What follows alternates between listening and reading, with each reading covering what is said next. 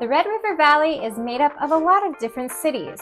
And on this episode of Living in Fargo, North Dakota, we are going to discover West Fargo, North Dakota, and understand why people that are from this area are flocking to that city for living, entertainment, dining, and all things.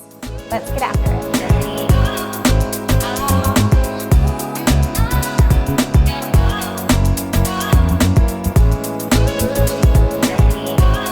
If this is your first time to the channel, make sure to hit subscribe and tap the bell for notifications so you are the first to know of all things Fargo, North Dakota and the surrounding areas. I'm Megan Oy with RE/MAX Legacy Realty, and every day I help people just like you. So whether you're 9 days or 90 days from your move to or around Fargo, North Dakota, I'm here to help you make that a smooth transition. All of my contact information is listed in the description below. Feel free to reach out to me however is comfortable for you. Now, we're gonna go into my computer to get a bird's eye view of West Fargo, North Dakota. Okay, so here we are with kind of a bird's eye view of the city of West Fargo. You will see that West Fargo is directly adjacent to Fargo. And then on the other side of the river, we have Moorhead. West Fargo is highlighted here with the red dotted line all around it. So to see kind of where we are in proximity to the state of North Dakota, I'm going to zoom out really quick just so you're aware. And there we are. Okay, so here's North Dakota. So we are on the very eastern border of the state of North Dakota, linked up to the very western border of the state of Minnesota. We are in what is called the Red River Valley, and the reason we are called that is because we are in a valley, but also because the two states are separated by the Red River. So when you're driving through Fargo, West Fargo, Moorhead, you will know which side of the state line that you are on based on if you went over the river or not. Some main roads that go through West Fargo. Some main roads that go through this area, through West Fargo. The first one I am going to mention is Interstate 94. So Interstate 94 comes in and out of West Fargo, going mostly east and west. And when we're going east, it goes all the way down to the Minneapolis-St. Paul area. That is going to be the capital of the state of Minnesota there in St. Paul. That's about a 3.5 hour drive. And then when we go out to the west of West Fargo, now it's not working. There we go. Out west of West Fargo takes us all the way out to Bismarck, which of course is the capital of the state of North Dakota. It's going to be a similar distance there to that 3.5 hour point. And then if we're heading north, we can get all the way up on I-29 to Canada. So we are about 2 hours from the Canadian border. Up from I-29, here's that Canadian border.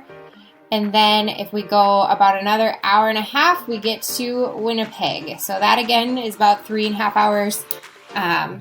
So 3.5 hours so far in any direction gets you to someplace larger, which is kind of cool. Of course, you do need your passport to get into Canada now. That isn't a new thing, but it wasn't that way when I was younger. So maybe you didn't know. So I'm telling you. And then if you want to keep this all the same distance, if we're going to go south down I-29 from West Fargo, we go down this way, we can take another 3.5 hour drive to Sioux Falls, South Dakota. And so, I mean, also you could go out to this area where we've got the Black Hills, kind of around here. I can pull this over here. So from Fargo out to the Sturgis, Rapid City, Deadwood area, it's going to be a longer drive, definitely more than 3.5 hours. And that's obviously not a straight road there, just showing you where we are in proximity to that. Mount Rushmore, all those fun things are out there. It's a great place to go visit. It is going to be a bit of a longer drive though. I think it's 5 or 6 hours. Someone can correct me on that. I didn't double check before I said it. I've been out there a couple times myself, but I blocked out the memory of how long the trip was because I am not a huge fan of car trips, although I know a lot of people are. So Not trying to offend you car trip people. But, okay, moving on. We're going to zoom into West Fargo. We're going to keep talking about the roads for a little bit. Another one of the main roads that goes through West Fargo is Highway 10. Now, it's not called Highway 10 on the North Dakota side, but it is on the Minnesota side, so we refer to it as that because everybody knows it that way.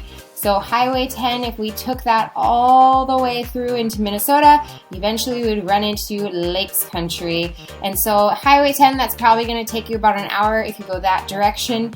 If you decided to go 94 and then up and over, that's going to be a little quicker, probably more like that 45-minute drive. But getting into Detroit Lakes, all of the lakes start popping up. Lakes Country is really a big thing here. Lots of people have their second homes, lake homes, vacation homes. They'll go every weekend in the summer or spend weeks there throughout the summer as well. So good thing to be close to. And now we're going to zoom in a little farther so we can actually get into West Fargo. Now, as I said, West Fargo is completely connected to Fargo, but it is not the same city. The city of West Fargo is its own city. So not to be confused with the west side of Fargo. It is its own city. The nice thing about being in Fargo, Moorhead, West Fargo, this metropolitan, we don't have crazy commute times. And we are growing continuously. But really, anywhere you want to go, the longest it's going to be is 20-25 minutes. And when I say 20-25 minutes, I mean if you were going from this edge all the way, let's see, now that's moving. Okay, this edge all the way to North Moorhead, Oakport, that's going to take you the 20-25 minutes. But anywhere else in town, the average commute time is 15 to 17 minutes. So that would be something you could bank on for if you're going out to a restaurant that's across town, or maybe your trip to work, whatever that may be. Our commute times are really tolerable. I hear from many people in larger cities how terrible they have it sitting in whatever traffic jams you want to call it. We just really don't have a lot of that. So here is that I-94 that we discussed. That I-29, of course, isn't going directly through West Fargo, but it is quick to get there. So I-94, I-29, and then this is that 94 that turns into Highway 10 going out to Lakes Country. Another one of the main roads we want to talk about is going to be Cheyenne Street. So Cheyenne Street goes all the way through the center of West Fargo, and it flows from north to south, south to north, whatever you want to call it. And it is very popular in terms of businesses, residential, you've got your grocery stores, your restaurants. This all goes down here. And then along there is that Cheyenne River. You can kind of see it flowing through Cheyenne Street. So Cheyenne Street's going to be one of the main places that you'll know about when you move here, or if you already live here, then you already know. Another one of the main roads that goes through here is going to be Veterans Avenue, or Veterans Boulevard, excuse me. That runs through here, so just adjacent to Cheyenne Street. So much new development is happening there. So those are kind of the two main north and south roads that go through. And then, let's see, going to the east and west, 13th Avenue is a pretty busy street as well. Lots of businesses on that street. The West Acres Mall once you get into the Fargo side of things. And then this leads all the way to I-29. I-29. Oh, I had that right. So anyways, moving on, very close proximity to the Fargo Airport as well. Like I said, 20-minute drive or less is really what you're going to be looking at from anything that you may need from West Fargo. So, like I said, located in the Red River Valley, West Fargo was actually named the 11th best city to live in the U.S. in 2020, and that was by 24/7 Wall Street. They created a weighted index of over 24 measures from the U.S. Census Bureau, the FBI, and other sources to identify the best cities to live in amongst places at least with 8,000 residents. So West Fargo was in there. They do have, I believe, 38,000 residents is what their population is at now, but West Fargo is known as the city on the grow. And I can say from having clients moving all around the Fargo, Moorhead, West Fargo area, lots of people are choosing to move into West Fargo for their schools and for their residential developments. West Fargo has a lot to do in terms of events. They've really made the community family friendly. They've made it friendly for singles. They've made it friendly for everybody so that there's always something going on and something to do. And that is any time of year, including our colder months. So I'm just going to kind of start from the bottom and work my way up just to show you around what's in here a little bit. I will touch briefly on their education system. So West Fargo Public Schools serves a lot of different students, and that isn't even just in West Fargo. Some students that are living in the city of Fargo actually go to West Fargo schools. So it's not even just their own students living in the city of West Fargo. They also have some students from the city of Fargo. They actually have 15 elementary schools, which is absolutely wild to me. That is a lot of elementary schools. And they have 3 middle schools and then 3 high schools. One of the high schools is actually Horace High School. Horace is down here. So some of the students from this area of West Fargo do end up attending that Horace School District. So 3 middle schools, 3 high schools, 15 elementary schools. Determined based off of where you live will be what schools that you go to there. So, as I said, we'll start down here. This down at the southest point of West Fargo is going to be the Wilds development. This is Dakota Park here. It is, I should say, West Fargo has done an incredible job with their parks and playgrounds. They have the best parks and playgrounds of the metro, in my opinion. I don't think anyone would disagree. They're just all very updated, lots of stuff to make people active. All of the parks, or I shouldn't say all, but a lot of the parks have different things like obstacle courses. They've got things to promote exercise, little kiosks for different exercises. They've got the ice rinks and the baseball parks and the tennis courts, pickleball courts. So West Fargo Parks really holds the title, in my opinion, in our entire metropolitan area for their parks. So they should be very proud of that. So we were down at the Wilds, and now we are going to move to the north, and we've got Legacy Elementary. This all really is the Wilds, but there are some other residential developments in here too. So a lot of new construction happening on the south end still. You're going to find new homes mixed in with homes that are maybe 10 to 15 years old down in this area. And then as we travel north, it's going to be more established and more established in terms of housing. You still will find newer homes mixed in here. Of course, there's always some random lots that weren't built on when it originally came out, but just something to be aware of. There's also going to be more new construction on this end over here. This is the Eaglewood and Brooks Harbor, a little area here. So there's a lot of new construction going in that area too. And then this is that Cheyenne Street that I talked about. It goes into 170th Avenue. And then we can see some more elementary schools pop up along here. So like I said, Cheyenne is one of the main roads that goes through. So we're kind of going to stick there, and then we're going to come back down through Veterans so you can see what is there. Working to 32nd Avenue, this is where we have the West Fargo Sports Arena, and then one of the more notable attractions in West Fargo, which is the lights. I'm wondering if that's going to show up here. Not really.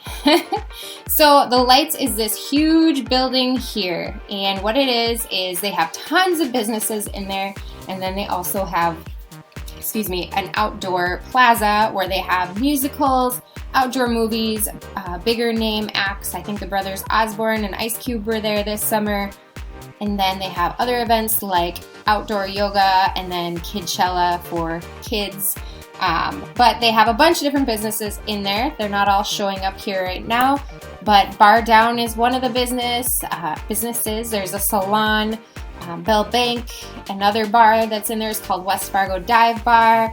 Essentia Health has a clinic, I believe, in there. Lundy's Ice Cream, Moxie Java Coffee, Nirvana Massage, and then of course, above all of that, there are apartments for rent and condos for sale. I believe they still have some available for both of those options. So this is an incredibly active area. There's always stuff going on, and when I was saying whatever the weather is, there's something to do. In the winter months, they've got an ice rink there, and they just really encourage an active community at this spot and in West Fargo in general, truly. So moving down this way more, like I said, we have Eaglewood. Here's Eaglewood Park, another one of the great parks that West Fargo has. We'll keep moving, and then once we get to the interstate is kind of where we go from a lot of the new development into the older established West Fargo. There is still a lot of new stuff over on this side, like this entire area here, just when you get past the interstate. This entire area has a lot of new commercial development right here. We've got a grocery store, which is where this Caribou Coffee is. It's in the Hornbacher's grocery store. And then they've got some other shops areas in here for food and whatever you may need. And then going back down, continuing on Cheyenne here, we're staying with it. And of course, you see the Cheyenne River kind of winding through. We have Charleswood Estates on our right-hand side. That is a really nice residential development. It is more established now. It was the spot to be for sure 10, 20 years ago. And now it is more established, but beautiful housing, the roads, everything in there. I know I have some video driving through there, so we'll put that in here too, but it's gorgeous in there. And if you're into established areas where you don't have all the new construction going on, that would be a really, really good option. So continuing up Cheyenne Street, I'm actually going to zoom out a little bit. So I'm so close, I can't even tell where I am anymore. Okay, here we are. Cheyenne. So, continuing to go north, this is the old downtown of West Fargo. And when I say old, I just mean it was the original downtown of West Fargo, but they've actually redone a lot of it. If you were down here 5 years ago, you maybe wouldn't even recognize it right now because a lot of the buildings are new. And they also have, what they have is the POWMIA Plaza. Okay. So here we found the POWMIA Plaza, and it is a city-owned community space, so it's an open space with the yards on Cheyenne in the heart of downtown West Fargo, and they have events, again, kind of like the lights, but they have outdoor movies, live entertainment. They do have an ice rink there as well, I believe, and then tree lighting during the holidays. They do their cruise night down here, their street fair. Again, super active.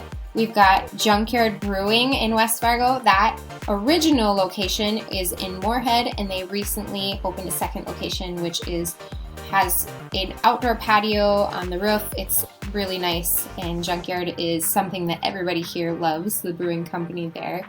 So again, lots of shops and things to do in this area, some that are showing up for us at least. The Noble Hare is a cocktail bar that I've heard so many good things about. I've not actually been to it yet, but I had a client that came in from Florida within the last couple weeks, and they just raved about it. They said it was amazing and that I need to go. So showed me a bunch of pictures of it, said that they really, really enjoyed it. So that's one of them. And then, Thunder Coffee's out there, and there's some other little shops in this building here. So lots to do and walk around and see on Cheyenne Street. The Silver Dollar Bar and Flying Pig Grill. That's a good one there. And then I'm going to move up to, zoom out one more time. Sandy's Donuts. Oh, you guys. Sandy's Donuts is one of the things that people love most when they think of West Fargo. You can't think of West Fargo and like the attractions and the best businesses and not think of Sandy's Donuts. So Sandy's Donuts opened in 1983 and they now serve over 10,000 donuts per day. And they've got over 75 flavors and they are the best donuts in town, 100% hands down. They have 3 locations now, but their original location was in West Fargo. And then they now have one off of 45th Street in Fargo, and they also have one downtown Fargo. But if you want to have more of the original feel, head over to the West Fargo Sandy's Donuts. I cannot recommend it more. It's one of those things that I crave, unfortunately, Sandy's Donuts. But once you have it, you probably will too. So moving on. So we're still looking at Cheyenne Street here. Oh, no thank you. So we were just over here at Sandy's Donuts. We're right along that Highway 10 and then 94, the same thing, kind of main street that goes through West Fargo into Fargo and then out to Lakes Country through Moorhead. But something else notable out here is Bonanzaville, USA. So Bonanzaville is one of the largest historical attractions in North Dakota. It features a pioneer village with numerous historical buildings and artifacts. And it's been there since 1967. They've been collecting buildings from around the county and moving them to the location now known as Bonanzaville over the years. They've accumulated, I think, 41 buildings with many with historical significance or containing period artifacts. And they also have a car museum, the Eagles Air Museum, the Moen Tractor Museum, and the Law Enforcement Museum. So lots of stuff to see out there. They're constantly getting more things. They get things donated from people all the time. They have warehouses full of historical artifacts. So it's a really cool place that you should check out. They actually have one home that was built completely of dirt. It's a dirt house or sod house. I'm not sure what you would call it, but it's something to go check out, something the community is proud of for sure. Another thing over here right next to Bonanzaville is the Red River Valley Fairgrounds, and that's where we have the Red River Valley Fair. It is a larger fair. They've got, of course, all the rides and games and fair food that you could want, and then they also have a grandstand where they have a lot of great live entertainment as well. I know this year they had Blake Shelton, Breaking Benjamin, Ludacris was out there, and then a lot of others. It's been, weeks long of the fair at this point, and they're just finishing up, I believe, today maybe. But that's going on out there at the Red River Fairgrounds. There's a lot of other things that go on out there as well, but that's kind of the main deal there. So now we're going to move to Veterans Boulevard and talk about just a couple more places that are notable in West Fargo, which, like I said, there's a lot. West Fargo has a lot to do. There's so much going on all the time, and something I'm not really touching on that is a great thing as well, again, is the abundance of parks and playgrounds that they have that are so great. So, okay, another thing that we have moving the other direction, but coming again sort of off Cheyenne, from that Junkyard Brewing Cheyenne area that we were looking at, is the Veterans Memorial Pool. That is a very popular location for people in the summer. They also have the Hulbert Aquatic Center is a huge pool as well, indoor facility for that. And then the West Fargo Memorial Arena, West Fargo Park District. So that's all good stuff. And again, that's on the older side of West Fargo. I know I said the northern side is kind of more the older side, but all these things are really well kept up, and a lot of the stuff that they have, the amenities within these facilities, are new as well. So West Fargo is doing a lot of things right now. And then we're going to move down to the south side of 94 off of Veterans Avenue. This is a crazy business hub right now. So many new restaurants and shops. We've got a Costco for all you people that love Costco. We have that over here in West Fargo off of that Veterans Avenue. This is an interesting road here because everything on this side of the road, let's see, I'm gonna get my little drawing tool out. So if we are going down Veterans Boulevard, everything over here is going to be considered Fargo, and everything over here is considered West Fargo. So I'll just talk about everything anyway so that you know what's there. It's not like crossing a street is going to be a big deal, but technically everything over here is in Fargo. So like I said, we've got the Costco here, and then we also have Rested Recreation Center. This is a great place that is highly used by everyone around the community. They've got basketball courts, pickleball courts, an indoor playground, which of course you can see here in that photo, volleyball courts. They've got a large walking track on the second level, and then they also have special indoor events like Frostival, where they've got bouncy houses and activities for kids. So lots going on there. It's a very popular place to go.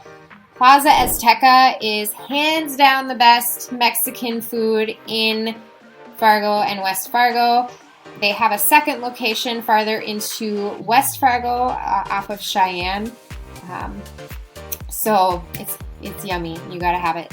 And then also down here, we run into just more businesses, more middle schools. Cheyenne High School is down here in this area. Independence Elementary, technically that's in South Fargo.